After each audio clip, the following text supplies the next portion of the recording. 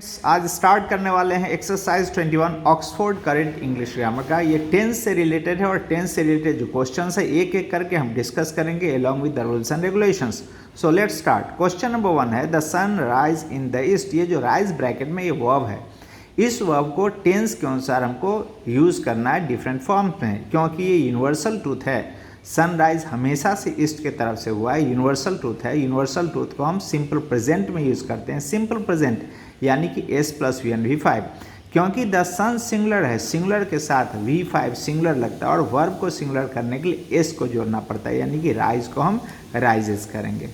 Next one, question number 2, I go to school every day. यहाँ every day की बात है, हर एक दिन कोई काम हो, हैबिचुअल एक्शन हो गया। और हैबिचुअल एक्शन भी हम सिंपल प्रेजेंट में यूज़ करते हैं, यानी कि सब्जेक्ट के साथ V1 V5। ये जो आई है तो सिंगुलर, लेकिन यह अपने साथ प्लूरल वर्ब लगता है, जो कि सब्जेक्ट और एग्रीमेंट का चैप्टर बताएंगे उस समय पता चलेगा। आई सिंगुलर होने के बावजूद भी वर्ब प्लूरल को रखता है, मेन वर्ब को, तो आई के साथ गो ही होगा, simple present. Next one, question number 3, she dash to the movies every Sunday. Again every Sunday आ गया। Every Sunday, every day, every night, every week, every year, ये सब कुछ भी रहेगा। ये हैबिचुअल एक्शन को दर्शाता है और हैबिचुअल एक्शन को हमेशा हम सिंपल प्रेजेंट में यूज़ करते हैं। शी क्योंकि सिंगुलर है, इसके साथ सिंगुलर वर्ब जाएगा, यानी गो को गोज कर देंगे, तो she goes to the movies every Sunday. Question number 4, oil dash on water. ये व्हाइल फ्लोट्स ऑन वाटर, क्यों? क्योंकि ये भी यूनिवर्सल ट्रूथ है, पहले भी था यही, आज भी यही होता है।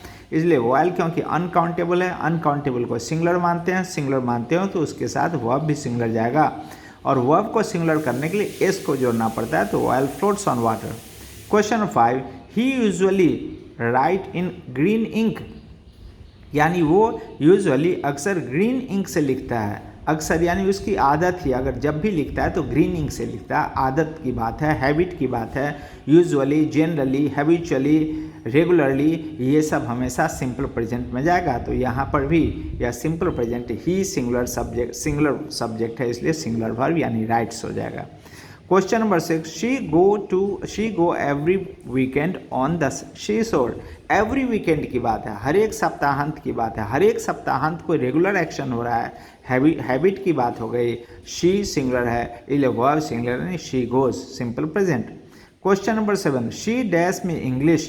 शी डैश में इंग्लिश, अब इसमें ये नहीं पता चल रहा है कि ये किस समय का एक्शन है, ठीक है, प्रेजेंट है, पास्ट है, फ्यूचर है, यही कुछ पता नहीं चल रहा है, इसलिए हम अपने मुताबिक इसको कर सकते हैं। शी टीचर्स में इंग्लिश, वो भी सही है। शी हैड टॉट में इंग्लिश, वो भी सही है। शी हैज़ टॉट में इंग्लिश, वो भी सही है। शी टॉट में इंग्लिश, वो भी सही है। शी विल टीच में इंग्लिश, वो भी सही है। यानी कि टाइम पता नहीं चल रहा है, इसलिए किसी भी टेंस में हम रख सकते हैं। Question number 8, he dash to Kashmir last year. ये लास्ट ईयर है, last year, last night, last week, last, यानी लास्ट के बाद जब भी टाइम आ जाए वह हमेशा सिंपल पास्ट में जाएगा। सिंपल पास्ट यानी S + V2 वर्ब का सेकेंड फॉर्म, तो इसलिए ही का और वर्ब का गो का सेकेंड फॉर्म वेंट हो जाएगा, तो he went to Kashmir last year. Question number 9, my father dash to Patna yesterday. Yesterday भी कब है? पास्ट की बात है। जब पास्ट की बात है तो सिंपल पास्ट में V2 यानी कि my father went to Patna yesterday. Question number 10, he dash 2 years ago। एगो की बात है, जब भी किसी सेंटेंस में हम एगो देखेंगे वह एगो है, यानी सिंपल पास्ट की बात है। 5 years ago हो, 50 years ago हो, 2 centuries ago हो, 1000 centuries ago हो, एगो लग गया, इट मीन्स वह सिंपल पास्ट हो जाएगा, S + V2। तो गो कम का V2 क्या होगा? केम, तो he came 2 years ago। Question number 11, I meet him on Monday last. Last मैंने पहले भी कहा, लास्ट यहाँ भी था, last year, last week, last Monday, Monday last, ये सब में हमेशा सिंपल पास्ट जाता है, तो इसलिए मीट का V2 पास्ट में met, I met him on Monday last. Question number 12, she dash the train last night. फिर से लास्ट के बाद टाइम आ गया। लास्ट के बाद जब भी टाइम हो वह हमेशा सिंपल पास्ट जाएगा, सिंपल पास्ट यानी V2, यानी she miss the train last night. Question number 13, we dash movie yesterday. Yesterday की बात है, पास्ट की बात है, सिंपल पास्ट यानी वी के साथ सिंपल पास्ट में सी को 100 कर देंगे। क्वेश्चन नंबर 14, ही डैश टुमारो। अब टुमारो की बात है, टुमारो यानी आने वाला समय, कल, आने वाला समय कल यानी भविष्य, भविष्य यानी फ्यूचर, तो ये फ्यूचर में चला जाएगा, यानी he will come tomorrow. Next 15 I dash next month, अब नेक्स्ट मंथ की बात है, फ्यूचर एक्शन हो गया, इसलिए I will go next month.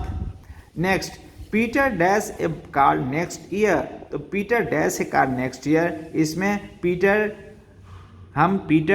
Will by a car next year. और कभी कभी हम करते हैं कि फ्यूचर एक्शन अगर विल डिसाइडेड हो, भविष्य का कार्य पहले से कोई निर्धारित हो, तो हम उसको सिंपल प्रेजेंट भी लेके जा सकते हैं, यानी Peter buys a car next year.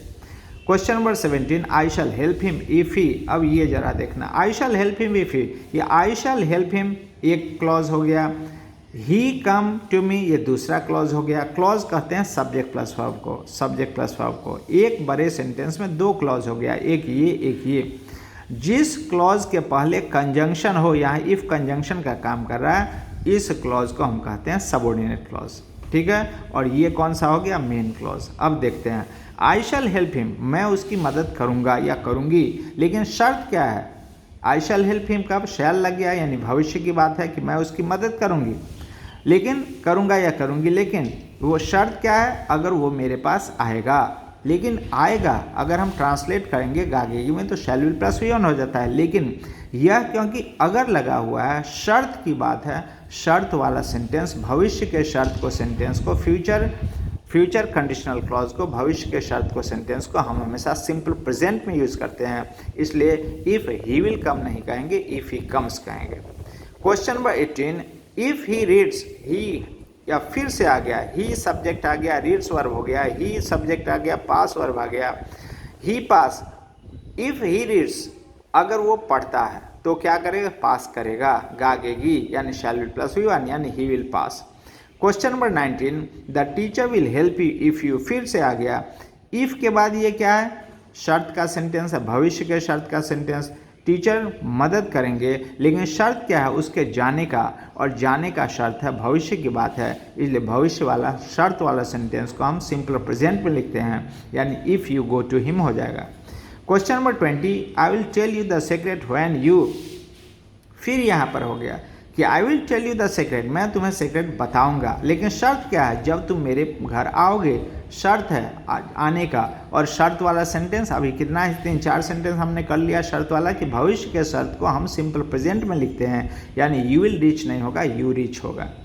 Next, I dash here until he answers में, I dash here until he answers में, जब तक वह मेरा उत्तर नहीं देता है, जब तक वह मेरा उत्तर नहीं देता है तो मैं क्या करूँगा, मैं इंतज़ार करूँगा, तो मैं इंतज़ार करूँगा, आई शैल स्टे हियर, और ये शर्त वाला है, जब तक वो मेरा उत्तर नहीं देगा, ये शर्त वाला सेंटेंस, इसलिए हम देख रहे हैं क्या, यह सिंपल प्रेजेंट कर दिया, और शर्त के बाद जो उसका पहले का वो सेंटेंस है वह उसको सिंपल फ्यूचर, यानी कि आई शैल स्टे हियर।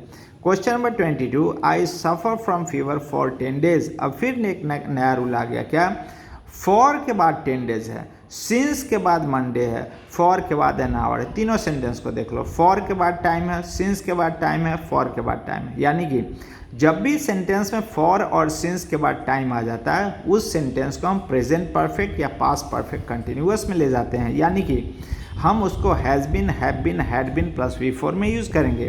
तो हम इसको I have been suffering from fever for 10 days, या I had been suffering from fever for 10 days, ये 10 डेज पास्ट का क्या है, नहीं, ये नहीं दिया गया है, तो हम प्रेजेंट पास्ट कुछ भी ले जा सकते हैं, परफेक्ट कंटिन्यूअस, तो हम इसको प्रेजेंट ही ले जाते हैं, तो आई have been suffering from fever for 10 days.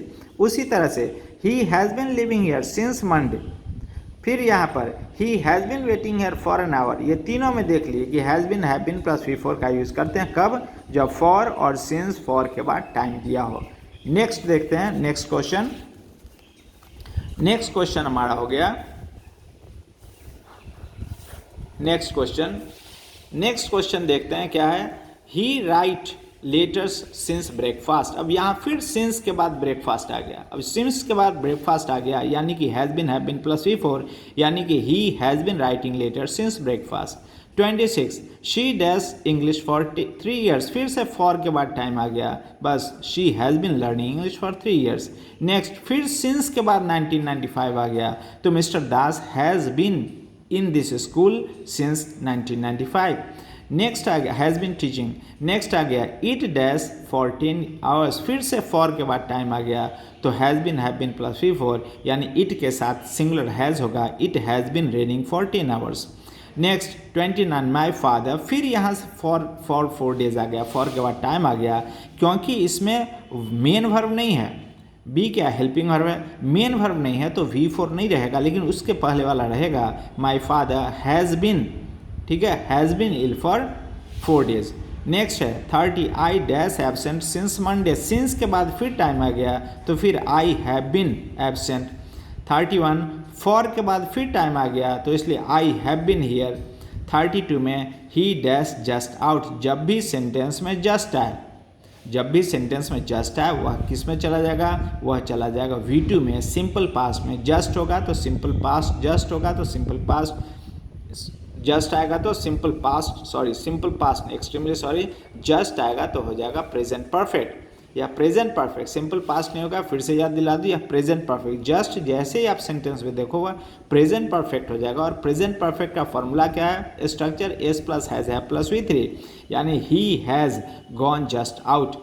Question number 33 we know each other for years, for के बाद फिर ईयर्स आ गया, यानी कि we have been knowing each other for years. लेकिन दिमाग ये रखना है कि नो क्या है, नो को हम स्टैटिक वर्ब कहते हैं, यानी कि नो कोई एक्शन नहीं, ये मेंटल एक्शन है।